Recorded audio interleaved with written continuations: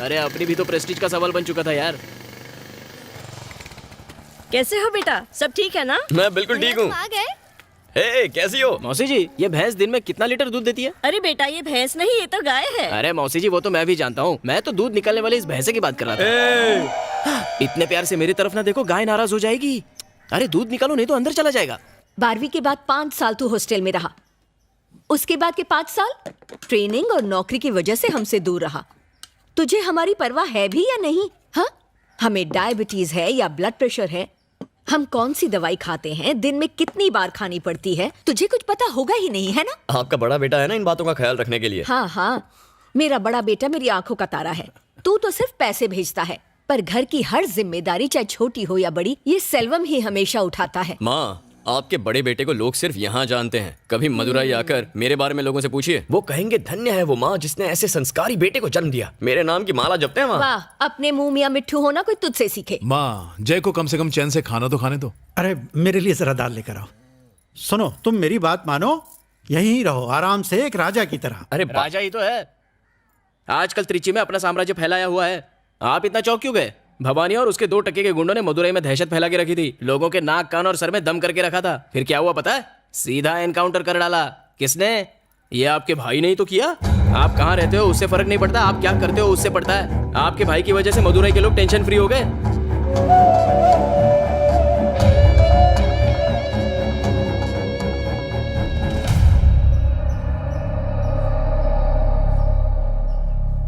मेरे दादा रामास्वामी एक फ्रीडम फाइटर थे। उन्हें 4 बार मिनिस्टर बनाया गया था। एकदम ईमानदार और नेक आदमी थे। पुलिस स्टेशन में तुमने मेरा नाम क्यों लिया? इसलिए क्योंकि परम मेरा अच्छा दोस्त है, उसे छुड़ाने के लिए। नाम कमाने में इंसान को सालों लग जाते हैं, पर उसी को मिट्टी में मिलाने के लिए 1 मिनट भी नहीं लगता। मुझे माफ कर दीजिए पिताजी, आज के बाद मैं अपने मतलब के लिए कभी आपका नाम इस्तेमाल नहीं करूंगा। उसके बाद से मेरे पापा ने खुद को पॉलिटिक्स से दूर रखने का फैसला किया। मेरे दादा के गुजर जाने के बाद कई पॉलिटिशियंस ने मेरे पापा को उन्हें सपोर्ट करने को कहा, पर उन्होंने मना कर दिया। क्या मैं बाहर वाला हूँ जीजाजी? आपके पिताजी के बाद क्या हम में से कोई पॉलिटिक्स में नहीं जाएगा? मुझे माफ करना चिन्ना, मैंने अपने पिता से वादा किया था कि मैं पॉलिटिक्स में कभी नहीं जाऊंगा।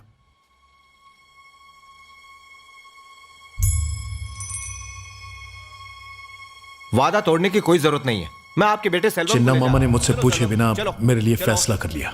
उस दिन से मेरी जिंदगी पूरी बदल गई। चिन्ना मामा को जिताने के लिए मैं हर दरवाजे पर वोट मांगने गया। तब मैंने जाना कि लोग मेरे दादा की कितनी इज्जत करते हैं। उस इलेक्शन में मेरी वजह से चिन्ना मामा जीत गए। अगले 4 सालों में उन्होंने दौलत, शोहरत और रुतबा कमाया। ऐसे पैसे और पावर का क्या फायदा?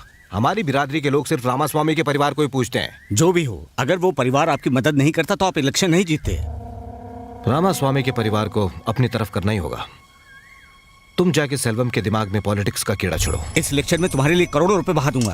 अरे गहरे तुम्हारे दादा का नाम लेके जीत जाते हैं, फिर तुम खुद इलेक्शन क्यों नहीं लड़ते? तुम अगर लड़ना चाहते हो जरूर लड़ो, लेकिन एक बात याद रखना, पॉलिटिक्स में कमाया 1 रुपया भी मेरे घर में नहीं आना चाहिए। और हाँ, मुझसे किसी भी तरह की मदद की उम्मीद मत रखना। ठीक है पापा। मैं ये सोच के इलेक्शन में खड़ा हुआ कि मिस्त्री सेठ मेरा पूरा साथ देंगे, लेकिन उन्होंने मुंह मोड़ लिया। उस वक्त मेरे दोस्त लाल ने मेरी मदद की और दिन रात मेरे लिए प्रचार किया। मैंने हर बड़े के पैर छुए, उन्हें इज्जत दी, लेकिन मेरे दादा के नाम के बावजूद चिन्ना मामा के पैसे की ताकत के आगे मैं टिक नहीं पाया। वो भारी मेजोरिटी से जीत गए। सिर्फ नाम के जोर पर कोई जीत नहीं सकता सेल्वम, पैसों की भी जरूरत पड़ती है। ये 1000 का नोट रख लो, ये तुम्हें पैसों की याद दिलाता रहेगा। हारने के गम से ज्यादा हर अहरे गहरे की नसीहत मानो मुझे कांटे की तरह चुभती थी।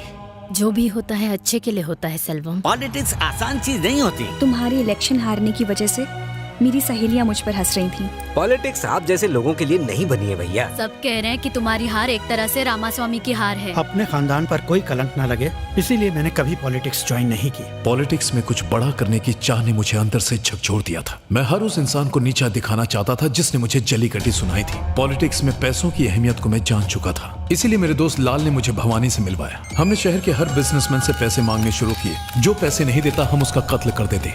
इलेक्शन लड़ने के लिए हमने बिजनेसमैन से 30 करोड़ रुपए वसूल लिए थे। उसके बाद मैंने लाल को जानबूझकर चिन्ना से नजदीकियां बढ़ाने को कहा। अब मैं चिन्ना के करप्शन के सारे पैतरे अच्छे से जान गया हूं। मैंने ठान लिया कि अब मैं मिनिस्टर बन के ही दम लूंगा। सुनिए सुनिए, आपका फोन। हेलो सेल्वम, जिस पुलिस वाले ने भवानी और उसके आदमियों को मारा वो और कोई नहीं बल्कि जानता हूं मेरा भाई है। अब हम क्या करें? उसे सिर्फ सब इंस्पेक्टर के मर्डर के बारे में पता है। कल वो त्रिची वापस जा रहा है, घबराने की कोई जरूरत नहीं है। रखता हूं। ठीक है।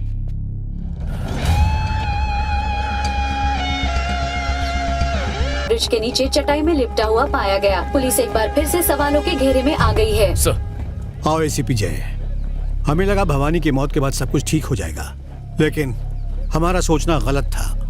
मेरा दोस्त उनका शिकार बन गया। सुनो जय, सर। मैं चाहता हूं तुम इस केस को ऑफिशियली हैंडल करो। Yes sir.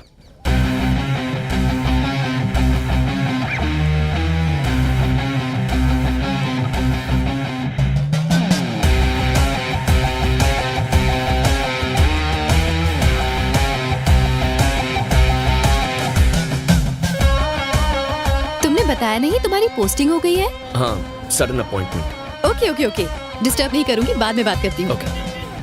और फर्स्ट मूव, शहर के टॉप बिजनेसमैन के साथ मीटिंग करनी होगी। ये मीटिंग अरेंज कीजिए। मैं जयंत स्वामी हूं, असिस्टेंट कमिश्नर ऑफ पुलिस। इस केस को अब मैं हैंडल कर रहा हूं। आप लोगों का डर ही उन लोगों की ताकत है। पिछले हफ्ते मिस्टर रत्नाकर के मर्डर के बाद हमने जाना कि भवानी के ऊपर कोई मास्टरमाइंड है। आई एम गेसिंग जल्द ही आप सबको धमकी भरे फोन आएंगे। डरने की जरूरत नहीं, प्लीज इन्फॉर्म मी। पुलिस को बताया था, इसलिए रत्नाकर मारा गया। क्या गारंटी है कि हम नहीं मारे जाएंगे? आपको बचाने के लिए हमने अपना एसआई नहीं खोया। आपकी सेफ्टी हमारे लिए सबसे जरूरी है, ये बात ध्यान में रखिए। हमारे पास उन्हें पकड़ने का एक ही जरिया है, आप लोग। आपके सपोर्ट के बिना हम उन्हें नहीं पकड़ सकते। Please cooperate with us. Hey Selvam, तूने बोला था तेरा भाई हमारे मामलों में टांग नहीं अड़ाएगा। वो तो हमारे पीछे ही पड़ गया है, हम सब फंस जाएंगे। एक काम कर सेल्वम, सबसे पहले उसको ठोक। भाई ऐसा मत कीजिए भाई। ए, तू क्या बक रहा है बे? भाई एक मामूली एसआई को मारा तो पूरी पुलिस फोर्स हमारे खिलाफ हो गई। सोचो अगर एक एसीपी को मारेंगे तो हमारे साथ क्या हो सकता है। रिस्क बहुत बड़ा है भाई। सुनिए, आते वक्त चिंटू के लिए केक लेते आइए।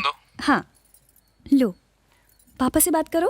पापा मेरे लिए केक लाओ ना। बेटा, दोपहर को जब मैं घर आऊंगा तो लेते हुए आऊंगा, ठीक है ना? बाय बेटा।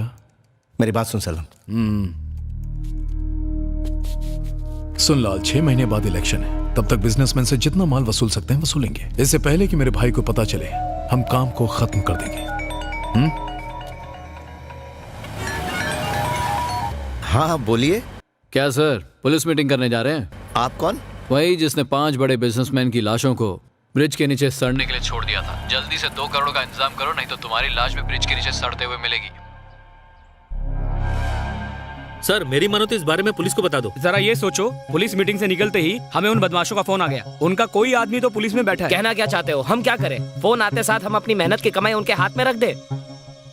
मेरे पास एक अच्छा आइडिया है। बताइए। इस शहर के बाहर मैं एक बड़े भाई को जानता हूँ। उसका नाम भी मदुराई के भवानी भाई जितना ही बड़ा है। अगर उससे मदद मांगे तो वो हमारा पीछा इनसे छुड़वा सकता है। सर उनकी तो जवान बेटियां हैं, क्यों मुसीबत मोल ले रहे हैं? मुझे लगता है आपको पैसे दे देने चाहिए। रिस्क मत लीजिए, जान से बढ़कर कुछ नहीं है। चलिए।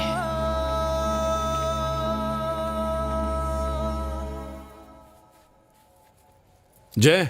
हाँ भैया। कहाँ जा रहा है? कुछ काम से जा रहा था। मैंने अपनी कार सर्विसिंग में दी है, मुझे जरा मार्केट तक छोड़ना। हाँ, चलिए ना। हाँ माँ। तुम्हारे पापा की दवाइयाँ खत्म हो रही हैं, लौटते वक्त लेकर आ जाओगे? ठीक है माँ। इतनी रात को कहाँ जा रहा है? एक बिजनेसमैन किडनैपिंग केस में पैसे की लेन देन होने वाली है, वही इन्वेस्टिगेट करने जा रहा हूँ।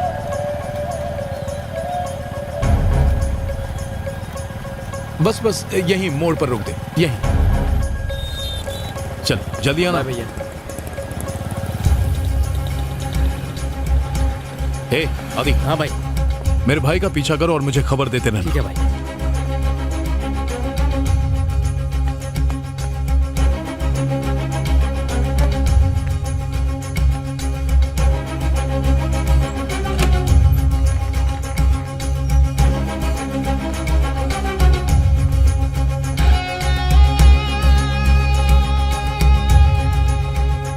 लाल, आज की मीटिंग कैंसिल कर दे।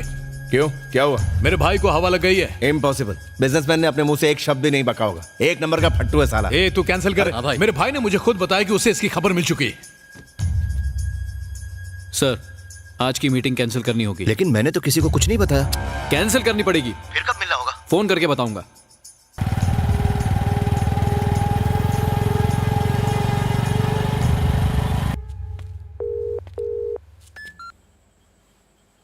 कहाँ है वो? रेसिडेंसी होटल एक लड़की के साथ है। कहाँ? रेसिडेंसी? हाँ भाई, कहो तो वीडियो शूट कर लूं। पागल है क्या? वापस आ। ठीक है भाई। काफी पहले तुमसे कहना चाहता था, सोचा बाद में बता दूंगा। क्या हुआ सेल्वम, तेरा भाई तुझे टोपी पहना के कहीं और चला गया? हाँ, लड़की से मिलने जा रहा है तो क्या मुझे सच बताएगा? ए, उस मनोज सेठ से कल की मीटिंग फिक्स कर ले। ठीक है भाई। खाली फोकट टेंशन दे दिया। गुंडा था तब आवारा कुत्ते जैसे छू छू भागो यहाँ से करती थी। जैसे ही पता चला पुलिस वाला है, पालतू पपी की तरह गले लगा लिया। ये कुत्ता पहले घाट का था, अब उसके घर का हो गया है। सौम्या, मैं मत कर ज्यादा फ्लर्ट, वरना दिमाग में भर जाएगी डर्ट और कुछ दिन बाद तेरा दिल हो जाएगा हर्ट। अगर कर दी तूने अपनी लिमिट क्रॉस तो कर दूंगा तुझे out on a full toss. बेचारे की थोड़ी फैमिली प्रॉब्लम है। खोना दे तू अपना होश, बड़ी पते की बात बोल रहा हूँ मैं तुझे, जरा ध्यान से सोच। सौम्या, सौम्या बोलो ना। बुरा तो नहीं मानोगी ना? नहीं मानूंगी, तुम बोल दो। जरा पास आओ ना।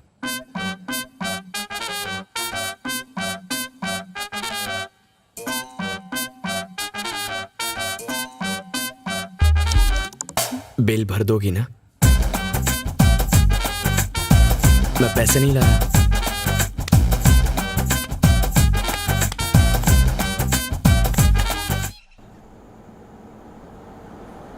सर, सीधा चल और लेफ्ट ले। गाड़ी यहाँ से आगे निकल गई। वो आ रहा है भाई। राइट में जो पावर ग्रिड है, जल्दी वहां पहुंच रहा हूं सर। हाँ बोल महेश। भाई कार क्रॉस कर गई। फोन रख। ठीक है।